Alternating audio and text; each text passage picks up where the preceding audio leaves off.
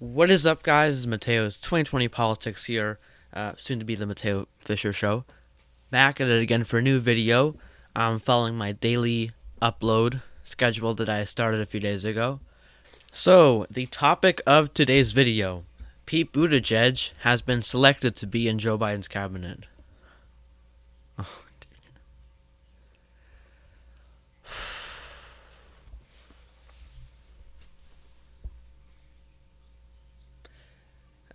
as you can tell, I'm not happy about it. That this is not. He's not going to go away. He's never going to go away. I was thinking, okay, he's here for the primaries. He's running for president. All right, fine. He's going to be with us forever. I mean, how much do you want to bet he's going to run in 2024 for the presidency? This guy is in it for the power. He's an opportunist. He wants to be president. He's always wanted to. I mean, you saw how during, his campaign, he would constantly flip between being the progressive, new-blooded person that wants change and is young and enthusiastic, and the pragmatic centrist. This man just does whatever he can to get power. He has no core beliefs whatsoever. He just changes them depending on the moment, depending on what was convenient at the moment. Okay, so this story just broke, but how much do you want to bet that over the next few days, the media is just going to go nuts and just talk excessively about identity politics and say, Joe Biden makes a historic pick, selecting the first gay man to be in a presidential cabinet. Because with the mainstream media, they don't talk about anything but identity politics. They don't. That's all they care about. They don't care about the actual issues that impact people's everyday lives. They only care about what race, gender, or sexuality you were born with, not what you're going to do for those races, genders, and sexualities. Like with someone like Kamala Harris, she's black. Is she going to serve the black community? Hell no. Hell no. We've seen her record. Like the mainstream media and the politicians can talk all they want about how Kamala Harris is going to serve the black community, but her record proves otherwise, and so do her policies, because she's against virtually all the policies like Medicare for all, free public college, that would help black and brown people the most. It doesn't matter if you are black, if you are female, or if you are gay, but instead if you will serve the black, female, and gay communities. That's what matters to me most. We've got someone here who is perhaps one of the most Machiavellian politicians I've ever come across. Because, this guy, you can sense something disingenuous about him when he talks. There's just something that's a bit off. And as I mentioned earlier, when he first ran, he was a steaming progressive. Everyone was like, Pete Buttigieg, Pete Buttigieg. Who's this? Oh, a young-blooded progressive who wants to change. That's what he was for at first. But as the racist dynamic started changing, he became significantly more conservative. He shifted over to the right. He abandoned Medicare for all. He abandoned all these policies. He went full right-wing mode. But yeah, this guy is against Medicare for all, against free public college, against the Green New Deal, against all of these policies that would help the American people and help bring an end to income inequality. But of course, the media is not going to talk about that. They're not going to talk about his policies. They're going to talk about him being gay and him being young. That's what they're going to talk about. Because they're just trying to mislead their viewers into thinking through his filter of identity politics over actual substance, So, yeah, sadly, this guy is going to be around, and he's going to be around for a while. He's not going away anytime soon. I'm calling it. I'm predicting right now, December 19th, 2020, Pete Buttigieg is going to run for president in 2024. I'm calling it.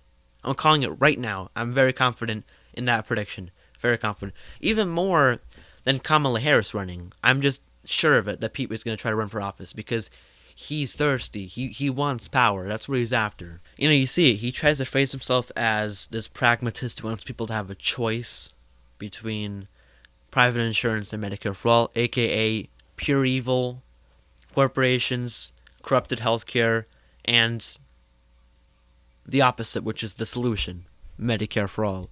So yeah, this guy is an opportunist at his core, but I'm not surprised. I mean, don't you guys remember that time when Joe Biden just couldn't hold his own? He was so weak. He was losing badly in the primaries against Bernie.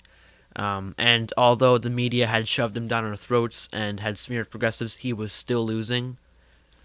Barack Obama just decided to hold a call and basically said, hey, Amy Klobuchar, Pete Buttigieg, you gotta drop out and endorse Biden because we can't let Bernie win and overturn the status quo. That's what happened. Don't you guys remember that? Back in like late February after Bernie was winning all the primaries.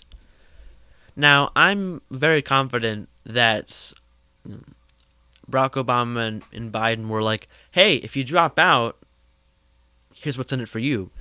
You will get into his cabinet. Because why would they just drop out for the sake of dropping out? Nobody just has a phone call and says, okay, got it, I'm going to end my presidential campaign, I'm going to throw away my career, end my life fantasy of becoming president. Yeah, sure.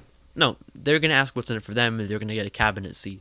Now, with Amy Klobuchar, I don't know what's up with her. She isn't getting into his cabinet, but Pete is getting into his cabinet.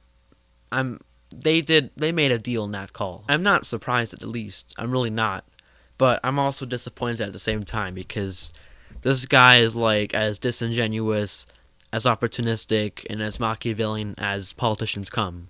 Right? And he's not even in D.C. I mean, he's just the mayor of a random ass town in Indiana. But he's got that D.C., senator feeling to him, which is never a good feeling. Right now, Joe Biden is nominating a bunch of war hawks like, Anthony, whatever his name is, and a bunch of war hawks and, CEOs from corporations. That's what he's doing, right? He wants to bring change. He wants to heal the soul of the nation. That's what he wants to do, right? Hiring a bunch of war hawks to his cabinet and people who are okay with massacring innocent civilians and children overseas in Iraq, Syria, and Afghanistan. That's what he's doing. Dear people, this is what you voted for. This is who you chose to become the next president of the United States, Joe Biden. He is not bringing us any change.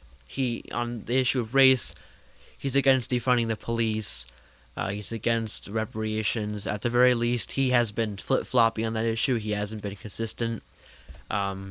Economics, he's against giving Americans more jobs under the Green New Deal, against expanding healthcare to make it affordable for all. This is not change. This is a continuation of the status quo, just a different type. A type that is covered by this facade of politeness, when in reality, they're the same as Donald Trump. So, just sit back, I think for a moment. You voted for this. This is what you did. Now, I'm not going to punish you for this. I don't believe in voter shaming. But at the very least, you can push him left. That's what we do. I didn't support Joe Biden. I didn't vote for him. I can't vote, but technically I was one who filled in the ballot sheet. I voted for the Green Party. So if you did vote for Joe Biden, at the very least, push him left. This is what we all said we would do. We all said we would push him left after he won, and I see nobody doing that. So tell him to support populist policies that help the American people and help people who have been impacted by income inequality worse, especially people of color. So work to push Joe Biden left to help the American people. Work to do that. Pressure him. Take to Twitter. Take to Instagram. Take to Facebook. And really pressure him to bring about change. Comment on his tweets. Do everything you can to push him left. Because this is what we all promised to do after Biden won the election.